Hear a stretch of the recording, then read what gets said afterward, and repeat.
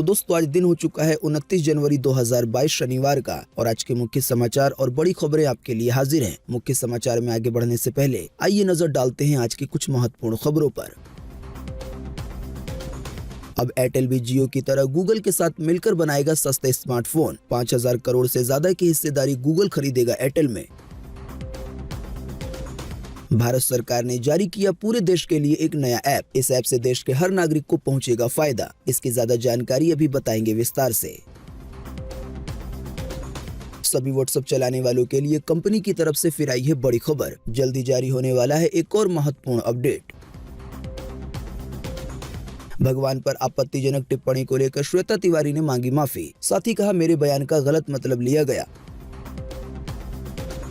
Indian railway ने केवल एक दिन में रद्द की 490 से ज्यादा ट्रेनें। आने वाले दिनों में जो लोग रेल यात्रा करने वाले हैं उनके लिए महत्वपूर्ण है ये जानकारी। परसों 31 जनवरी 2022 को प्रधानमंत्री नरेंद्र मोदी करेंगे वर्चुअल रैली। रैली में बताएंगे बीजेपी पार्टी को फिर वोट क्यों दिया जाए। देश में एक बार फिर से मिले 2,50,000 से ज्यादा नए मामले कोरोना वायरस के। इसी दौरान 620 से ज्यादा लोगों की गई जान। 3,47,000 से ज्यादा लोग हुए ठीक। कोरोना के नियमों को लेकर उत्तर प्रदेश के लिए है बड़ी खबर। अभी इसके बारे में बताएंगे विस्तार से। इसके अलावा भी आज के मुख्य समाचार में है कई बड़ी खबरें। तो इसी की वजह से वीडियो को थोड़ा सा भी ना भगाएं और देखें ध्यान से आखिर तक, ताकि कोई भी जानकारी मिस ना हो। वीडियो में बढ़े आगे इससे पहले बस आपसे एक छोटी सी रिक्वेस्ट है कि वीडियो को लाइक कर दें और शेयर कर दें, क्योंकि आपका लाइक और शेयर करना ही होता है हमारी मेहनत का फल। तो आइए बिना देर किए चलते हैं सीधे आज की पहली बड़ी खबर की तरफ।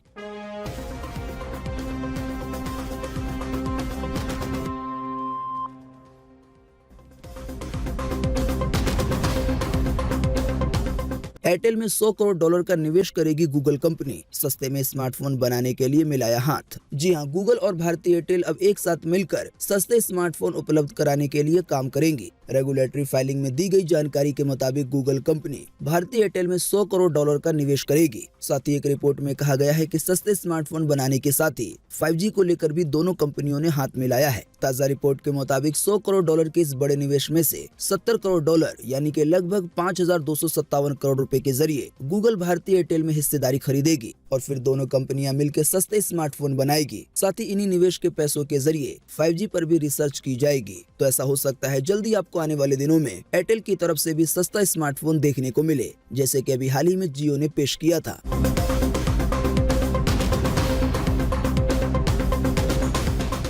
अब स्मार्टफोन पर अपनी भाषा में पा सकेंगे बजट से जुड़ी पल पल की खबर। खुद भारत सरकार ने लॉन्च किया है इससे जुड़ा यूनियन बजट ऐप। जी हां, इस साल का बजट भी डिजिटल होगा और सरकार ने आम लोगों को बजट की हर जानकारी आसानी से उपलब्ध कराने के लिए एक ऐप लॉन्च किया है। सामान्य जनता को बजट की जानकारी आसानी से मुहैया कराने के लिए सरकार ने इस मोबाइल ऐप को लॉन्च किया है। जानकारी के मुताबिक इस ऐप पर आप हिंदी और अंग्रेजी दोनों में ही बजट की पूरी जानकारी देख पाएंगे। आपको बता दें, देश के लिए जब भी बजट पेश किया जाता है तो कई तरह की नई नई खबरें आती हैं और इससे लगभग देश के सभी नागरिकों पे असर पड़ता है। बजट के आने के बाद सस्ताई और महंगाई पर भी फर्क पड़ता है। बजट के आने के बाद सस्ताई और महंगाई पे भी फर्क पड़ता है, यानी कि कई सारी चीजें सस्ती हो सकती हैं तो कई सारी चीजें महंगी। जाहिर सी बात है, इसी की वजह से बजट की जानकारी देश के सभी नागरिकों के लिए बेहद ही महत्वपूर्ण है। इसी की वजह से भारत सरकार ने एक ऐप लॉन्च किया है जिसे नाम दिया गया है यूनियन बजट मोबाइल ऐप। जाहिर सी बात है, इसी की वजह से बजट की जानकारी देश के सभी नागरिकों के लिए बेहद ही महत्वपूर्ण है। इसी की वजह से भारत सरकार ने एक ऐप लॉन्च किया है जिसे नाम दिया गया है यूनियन बजट। वैसे आपको बता दें, ये ऐप आपको प्ले स्टोर पे नहीं बल्कि जो भारत सरकार की अपनी वेबसाइट है indianbudget.go.in, वहाँ पे जाके डाउनलोड करना होगा। असल में मेन बात यह है कि ये वाला ऐप प्ले स्टोर पे मौजूद है, लेकिन जब आप प्ले स्टोर पे यूनियन बजट सर्च करेंगे तो आपको कई सारे ऐप देखने को मिलेंगे। जाहिर सी बात है, इसकी वजह से गलती हो सकती है कि सरकारी ऐप डाउनलोड करने के बजाय कोई दूसरा ऐप डाउनलोड हो जाए।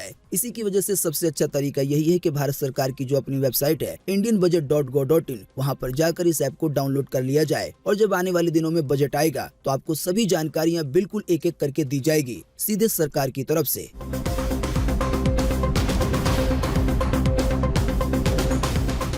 रेलवे परीक्षा को लेकर छात्रों के आंदोलन में कूदे सियासी दल, बिहार में जगह जगह हुए प्रदर्शन। जी हां, रेलवे भर्ती बोर्ड के नॉन टेक्निकल पॉपुलर कैटेगरी परीक्षा यानी कि NTPC के नतीजों में धांधली के खिलाफ बिहार में छात्र संगठनों ने बीते शुक्रवार को बिहार बंद किया था और जगह जगह प्रदर्शन किए थे और छात्रों की मांग का समर्थन किया। जानकारी के मुताबिक इस विरोध प्रदर्शन का रेल और सड़क यातायात पे काफी ज्यादा असर पड़ा। कहीं कहीं रेल यात्रियों को घंटों घंटों तक इंतजार करना पड़ा। इसके अलावा कई स्थानों पे प्रदर्शनकारियों की तरफ से रेल के डिब्बों में तोड़फोड़ भी की गई। छात्र संगठनों ने रेलवे चेयरमैन की बर्खास्तगी की मांग करते हुए ये कहा है कि अगर 10 दिनों में रिजल्ट नहीं जारी किया जाता तो आंदोलन और ज्यादा उग्र होगा। आंदोलनकारी छात्रों की मांग यह है कि जो परिणाम घोषित किए गए हैं उसे सरकार रद्द करके फिर से उत्तर पत्र का मूल्यांकन करके रिजल्ट जारी करे। प्रदर्शन के मद्देनजर प्रशासन द्वारा सभी रेलवे स्टेशनों पर पुलिस बल की व्यवस्था कर दी गई है। हालांकि इसके बावजूद पटना, दरभंगा, लखीसराय और सहरसा में रेल सेवा बाधित रही। वैसे आप नहीं जानते हैं तो आपको बता दें, अभी हाल ही में इंडियन रेलवे में कुछ भर्तियां निकाली गई थी और बहुत सारे लोगों ने उस भर्ती के लिए आवेदन किया। साथ ही रेलवे में जॉब पाने के लिए छात्रों ने परीक्षा भी दी। हालांकि इंडियन रेलवे की तरफ से जो रिजल्ट जारी किया गया है उसे छात्रों की तरफ से गलत बताया जा रहा है और इसी की वजह से ये सारा आंदोलन हो रहा है और खास करके NTPC कैटेगरी को लेकर।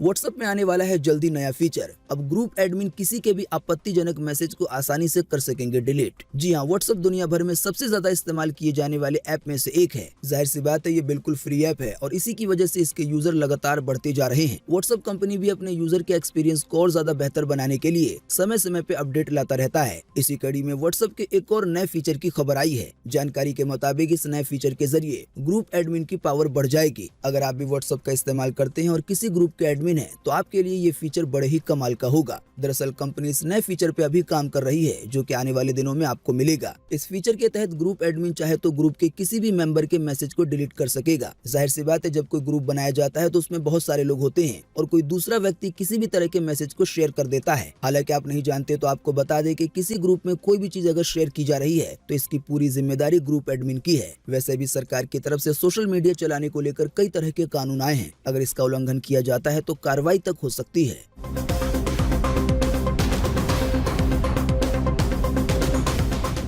देश से जुड़ी आई है एक बड़ी खुशखबरी। भारत का सबसे बड़ा इलेक्ट्रिक व्हीकल चार्जिंग स्टेशन हुआ शुरू। एक दिन में चार्ज हो सकेंगी 576 गाड़ियां। जी हां, बीते शुक्रवार को भारत के सबसे बड़े इलेक्ट्रिक व्हीकल चार्जिंग स्टेशन की शुरुआत हो गई। ये charging station Delhi Jaipur national highway पर गुरुग्राम सेक्टर 52 में स्थित है। इलेक्ट्रिक कारों के लिए 100 चार्जिंग पॉइंट दिए गए हैं, यानी एक साथ यहाँ पे 100 गाड़ियां चार्ज हो सकती हैं और दिन भर में लगभग 576 गाड़ियां चार्ज हो सकेंगी। जाहिर सी बात है, भारत सरकार चाहती है कि ज्यादा से ज्यादा लोग इलेक्ट्रिक गाड़ियां चलाएं, तो इसके लिए जरूरी है कि पेट्रोल पंप की तरह चार्जिंग स्टेशन भी हो, ताकि कहीं पर अगर किसी गाड़ी का चार्ज खत्म हो जाता है तो जैसे हम पेट्रोल भराते हैं ऐसे ही अपने गाड़ी को चार्ज कर सकें। तो फिलहाल नए में हमारे देश के लिए ये एक बड़ी उपलब्धि है कि हमारे देश में एक ऐसा चार्जिंग स्टेशन बनके तैयार हो गया है जो कि भारत का फिलहाल सबसे बड़ा इलेक्ट्रिक व्हीकल चार्जिंग स्टेशन है। और जैसा कि हमने आपको बताया, यहाँ पर एक साथ 576 गाड़ियां चार्ज हो सकती हैं। बाकी वैसे आप नहीं जानते तो आपको बता दें कि पेट्रोल, डीजल या CNG वाली गाड़ी के मुकाबले जो इलेक्ट्रिक गाड़ियां होती हैं, यानी जो बिजली से चार्ज होकर चलती हैं, इनका खर्चा काफी कम आता है।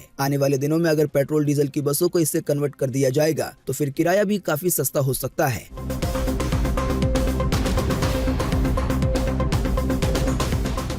भगवान पर आपत्तिजनक टिप्पणी को लेकर श्वेता तिवारी ने मांगी माफी। कहा, मेरे बयान का गलत मतलब निकाला गया। जी हां, टेलीविजन की जानी मानी अदाकारा श्वेता तिवारी इन दिनों भगवान को लेकर दिए अपने विवादित बयान के बाद सुर्खियों में छाई हुई हैं। दरअसल अपनी एक वेब सीरीज के प्रमोशन के दौरान अभिनेत्री श्वेता तिवारी ने भोपाल में हुए एक कार्यक्रम में भगवान को लेकर विवादित बयान दे दिया था, जिसके बाद से ही वो सोशल मीडिया पे लोगों की आलोचनाओं की शिकार बनी हुई हैं। हालांकि ऐसे में अब अभिनेत्री ने इस मामले में अपना पक्ष रखते हुए सभी लोगों से माफी मांगी है। साथ ही इस मामले में अपना पक्ष रखते हुए अभिनेत्री ने कहा है कि उनके बयान का गलत मतलब निकाला गया। अपने एक बयान में श्वेता तिवारी ने कहा कि अभी हाल ही में मेरे सहयोगी से जुड़े मेरे एक बयान का हवाला देते हुए उसे गलत तरीके से पेश किया जा रहा है। इसकी वजह से उसका अर्थ गलत निकाला जा रहा है। अभिनेत्री ने कहा कि अगर मेरे बयान पर ध्यान दिया जाए तो ये समझ में आ जाएगा कि मैंने भगवान शब्द का इस्तेमाल सौरभ राज जैन द्वारा निभाए गए भगवान के एक लोकप्रिय किरदार के तौर पे किया था। यानी श्वेता तिवारी ये कहना चाहती हैं कि वेब सीरीज में जो उनके को एक्टर हैं, उन्होंने एक भगवान का किरदार निभाया हुआ है, तो वो असल में भगवान उन्हें कह रही थी। वैसे श्वेता तिवारी ने भगवान को लेकर क्या आपत्तिजनक टिप्पणी की थी, इसकी ज्यादा जानकारी हमने आपको पिछले मुख्य समाचार में बताई हुई है, तो आप जाकर हमारे चैनल पर देख सकते हैं।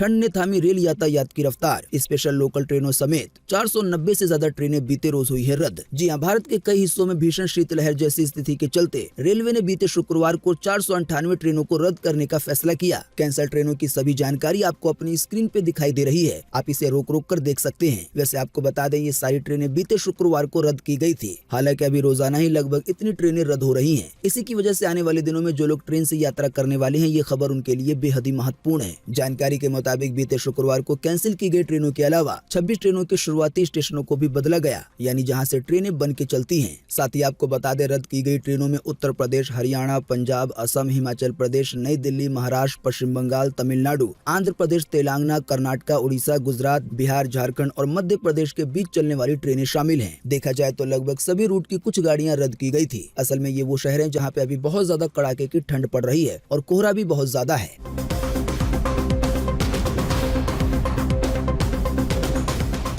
परसों 31 जनवरी 2022 को प्रधानमंत्री नरेंद्र मोदी करेंगे वर्चुअल रैली। 11 जिले के 1.5 लाख कार्यकर्ताओं से होंगे रूबरू। जी हां, उत्तर प्रदेश में असेंबली इलेक्शन यानी कि विधानसभा चुनाव को लेकर चुनाव प्रचार का दौर जोरों शोर से चल रहा है। इसी कड़ी में नए जमाने के साथ कदम मिलाते हुए प्रधानमंत्री नरेंद्र मोदी आने वाले 31 जनवरी को यानी परसों वर्चुअल रैली में हिस्सा लेंगे। आसान सी भाषा में आप इसे समझने के लिए वीडियो कॉलिंग जैसा समझ सकते हैं। तो इसी वर्चुअल रैली के पहले चरण के तहत जिन विधानसभा सीटों पे चुनाव होंगे, वहाँ के मतदाताओं से पीएम मोदी बातचीत करेंगे। साथ ही पार्टी को क्यों वोट दिया जाए, इस पर भी बात करेंगे। जानकारी के मुताबिक पीएम मोदी की ये वर्चुअल रैली कई मायनों में खास होगी। जाहिर सी बात है, जब चुनाव की बात है, वोट लेने की बात है, तो पीएम मोदी की तरफ से काफी तरह के बयान सामने आएंगे।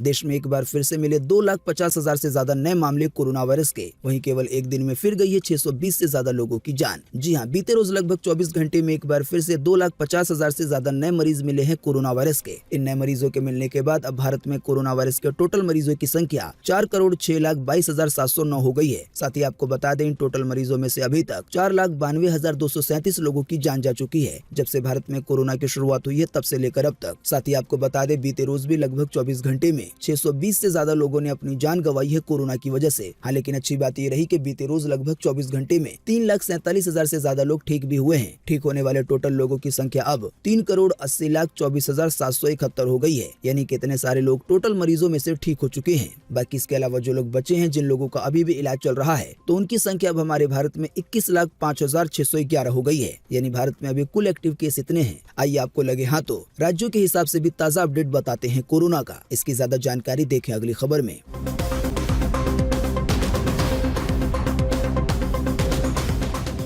केरल में फिर मिले 50,000 से ज्यादा नए मामले कोरोना वायरस के। कई राज्यों में फिर बिगड़ रहे हैं हालात। जी हां, पिछले 24 घंटे के दौरान केरल में 54,000 से ज्यादा नए मामले सामने आए हैं। हालांकि इसी दौरान 30,000 से ज्यादा लोग ठीक हुए हैं और 13 लोगों की मौत हुई है। इसी तरह से राजधानी दिल्ली में पिछले 24 घंटे के दौरान 4,000 से ज्यादा, महाराष्ट्र में 24,000 से ज्यादा, गुजरात में 12,000 से ज्यादा, तमिलनाडु में 26,000 से ज्यादा, असम में 2,800 से ज्यादा, कर्नाटक में 31,000 से ज्यादा और पश्चिम बंगाल में 3,800 से ज्यादा नए मामले सामने आए हैं। हम आपको रोजाना उन्हीं राज्यों के बारे में बताते हैं और उन्हीं के नाम बताते हैं जहां पे कोरोना के मामले काफी ज्यादा बढ़ रहे हैं।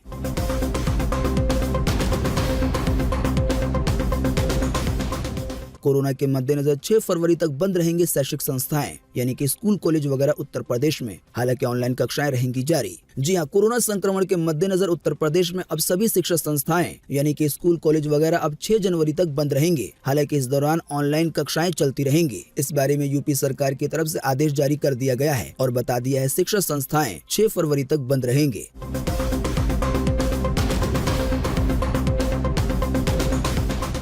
बिहार के गया में आर्मी का एयरक्राफ्ट गिरा तो लोगों ने कंधे पे उठा के उसे सड़क पे पहुंचा दिया। फिर लोगों ने कहा, हम बिहारी हैं, सब पे भारी। जी हां, आपने ट्रेन और प्लेन को धक्के लगाने की खबरें शायद सुनी होंगी या पढ़ी होंगी, पर क्या आपने कभी प्लेन को उठाकर एक जगह से दूसरी जगह ले जाते हुए कभी देखा है? अगर नहीं देखा है तो इसकी एक छोटी सी झलक आप इस खबर में देख पा रहे होंगे। जानकारी के मुताबिक बीते रोज ऐसा हुआ है। ये बिहारियों की ताकत है कि खेत में क्रैश हुए आर्मी के विमान को जब पहिया टूटने की वजह से मेन रोड तक ले जाना मुश्किल हुआ तो सबने जोर लगा के हैशा बोला और कंधे पे प्लेन को उठाकर कर खेत से रोड पे पहुंचा दिया। दरअसल आर्मी का एक छोटा वाला प्लेन बीते शुक्रवार सुबह गया में क्रैश हो गया। प्लेन के अंदर 2 आर्मी के जवान बैठे थे। पहले उन्हें बाहर निकाला गया सुरक्षित। हालांकि प्लेन के क्रैश होने से उसे ज्यादा फर्क नहीं पड़ा, लेकिन जो उसका पहिया था वो टूट गया। इसी की वजह से उसे चलाकर कहीं पे नहीं ले जाया जा सकता था। अब जब बिहार के लोगों ने ऐसी परेशानी देखी तो कई सारे लोगों ने मिलकर प्लेन को ही उठा लिया और फिर से वही नारा बुलंद किया कि हम बिहारी हैं, सब पे भारी। दोस्तों, अगली खबर के बारे में बताने से पहले आपके लिए एक बड़ा सर्वे और एक बड़ा सवाल। अगर आप इसमें हिस्सा लेंगे और इसका जवाब देंगे तो इससे काफी कुछ पता चलेगा। दोस्तों, जैसा कि अभी हमने आपको थोड़ी देर पहले बताया कि परसों 31 जनवरी को पीएम मोदी एक वर्चुअल रैली करेंगे और बताएंगे कि बीजेपी पार्टी को फिर से वोट क्यों दिया जाए। तो दोस्तों, इसी के बीच आपको इसी वीडियो के नीचे कमेंट बॉक्स में कमेंट करके बताना है कि क्या एक बार फिर से उत्तर प्रदेश में पीएम मोदी वाली जो पार्टी है यानी बीजेपी,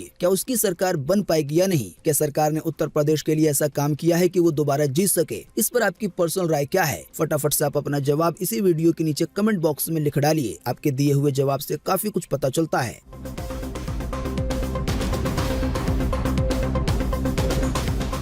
फेसबुक मैसेंजर में आया शानदार फीचर, स्क्रीनशॉट लेने पर आपको मिलेगा अलर्ट। साथ ही सीक्रेट चैट के लिए आए हैं कई नए अपडेट। जी हां, मेटा यानी फेसबुक मैसेंजर के लिए एक साथ कई अपडेट जारी किए गए हैं। मेटा के सीईओ मार्क जुकरबर्ग ने खुद फेसबुक पोस्ट के जरिए इसकी जानकारी दी है। नए अपडेट के साथ फेसबुक मैसेंजर में एक ऐसा फीचर आया है जिसका इंतजार लंबे समय से यूजर कर रहे थे। जानकारी के मुताबिक सीक्रेट चैट के लिए फेसबुक ने मैसेंजर में एंड टू एंड इंक्रिप्शन जारी कर दिया है। आसान सी भाषा में कहें तो जिस तरह से आप व्हाट्सएप पे मैसेज करते हैं और आपका मैसेज कंपनी के मुताबिक कोई नहीं देख सकता, वो एंड टू एंड इनक्रिप्टेड होता है। तो अब इसी तरह से फेसबुक मैसेंजर भी हो गया है। इसके अलावा अब अगर कोई आपके चैट का स्क्रीनशॉट लेता है तो आपको अलर्ट मिल जाएगा। इसके अलावा फेसबुक मैसेंजर के नए अपडेट के साथ आपको स्वाइप टू रिप्लाई का फीचर मिलेगा, यानी कि आप चैट का जवाब देने के लिए स्वाइप करके रिप्लाई कर सकते हैं। साथ ही आपको बता दें, चैट के अलावा फेसबुक मैसेंजर के कॉल को भी अब एंड टू एंड इनक्रिप्टेड कर दिया गया है।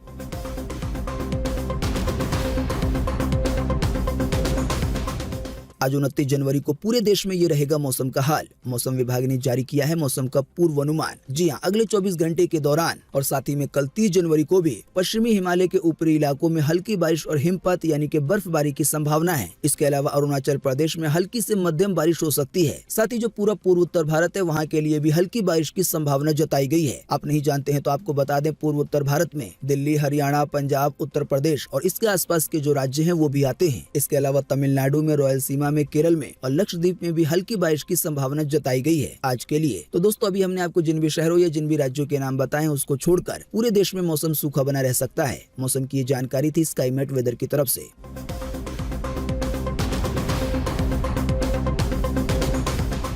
आलिया भट्ट की गंगूबाई काठियावाड़ी फरवरी में होगी रिलीज। संजय लीला भंसाली ने किया है ऐलान। जी हां, लंबे समय के इंतजार के बाद आलिया भट्ट की फिल्म गंगूबाई काठियावाड़ी की रिलीज डेट अब सामने आ गई है। फिल्म को 25 फरवरी को सिनेमा घरों में रिलीज किया जाएगा। आपको बता दें, इसकी जानकारी खुद बीते शुक्रवार को संजय लीला भंसाली ने सोशल मीडिया के जरिए दी है।